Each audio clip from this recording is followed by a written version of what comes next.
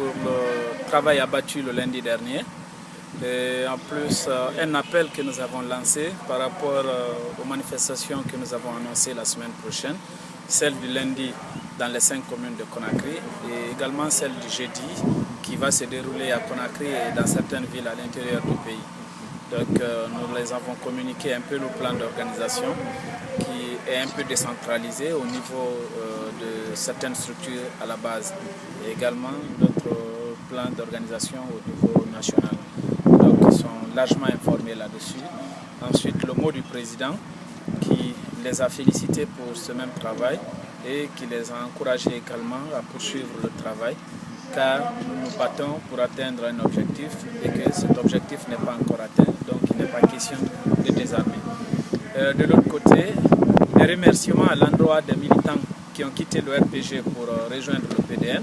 Déjà vous suivez certains témoignages dans la salle, donc c'est extrêmement important de le mentionner parce qu'aujourd'hui, quotidiennement, au niveau national comme au niveau de nos différentes fédérations, nous enregistrons ces mêmes adhésions. Oui, mais votre leader a brillé par, disons, sa divergence d'idées avec vos pairs de l'opposition, d'autres leaders de l'opposition républicaine qui ont quand même siégé et qui sont différents à ce qu'ils disent par rapport notamment à la démission qu'ils demandent du gouvernement. Est-ce que vous partagez, vous, le bureau politique à Conakry ici, vous partagez cette idée de Kouyaté qui demande la dissolution du gouvernement de Mohamed Seyd Fofana? Il n'y a pas de divergence là-dessus.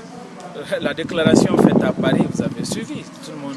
La déclaration est signée de tous les leaders de l'opposition. Et la déclaration est claire, à déclarer l'illégitimité du président de la République et qui met l'institution gouvernementale en place. Et c'est bien sûr que le président de la République, à partir du moment où il est illégitime, par ricochet, le gouvernement le devient. Mais le débat va au-delà de ça, parce que vous constaterez que le point d'achoppement aujourd'hui, c'est le manque de dialogue dans le pays, parce que les aspects que nous dénonçons sont tous intégrés lorsque nous obtiendrons une table de négociation avec le pouvoir en place. Mais la discussion de juillet 2013, d'accord, vous avez compris combien de fois le gouvernement a nié sa propre signature, parce que la signature qui était faite par les facilitateurs qu'ils ont désignés, à partir du moment où un gouvernement s'est dédié sur de telles valeurs, ça prouve à suffisance que nous n'avons pas vraiment une institution morale capable de conduire les destinées de notre pays. Oui, l'opposition compte organiser une marche. Est-ce que vous avez convié vos militants à ces manifestations la semaine prochaine? C'est ce que je disais. Le deuxième message, c'était d'appeler nos militants au travail qui doit être fait le lundi, notamment leur mobilisation à participer à la manifestation du lundi et également à la manifestation du jeudi. Mais il se dit quelque part que l'opposition a une rencontre aujourd'hui. Est-ce que vous ne pensez pas que cette rencontre d'aujourd'hui pourrait vraiment déboucher sur une suspension de vos manifestations? Non, ce n'est pas une plénière d'ailleurs que nous aurons aujourd'hui. La rencontre d'aujourd'hui, c'est juste une rencontre de certains mandants, n'est-ce pas, de l'opposition pour les travaux relatifs aux manifestations annoncées.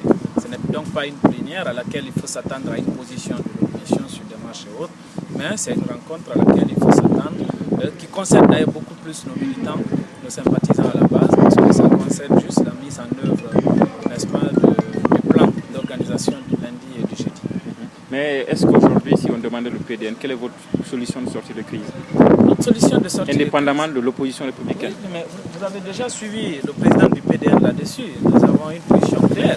Aujourd'hui, nous n'avons pas d'interlocuteur crédible. Le gouvernement qui est là ne peut plus nous dire un mot qui peut nous inspirer confiance. À partir du moment où nous avons un gouvernement non seulement incapable de maîtriser la situation dans le pays, mais aussi incapable de respecter sa signature. Donc nous n'avons pas pour l'instant un interlocuteur crédible. Donc ça c'est un problème. De l'autre côté, nous avons un chronogramme qui a été communiqué qui suscite beaucoup de controverses. Alors il faut maintenant au vu de tout ça, quelle est la solution? Parce que c'est ce que j'ai dit, il faut revenir sur ce chronogramme. Il faut revenir sur le chronogramme, n'est-ce pas? Il faut qu'on ait d'abord une institution avec laquelle il faut dialoguer. Est-ce que vous voyez? Donc voici des préalables qu'il faut pour nous permettre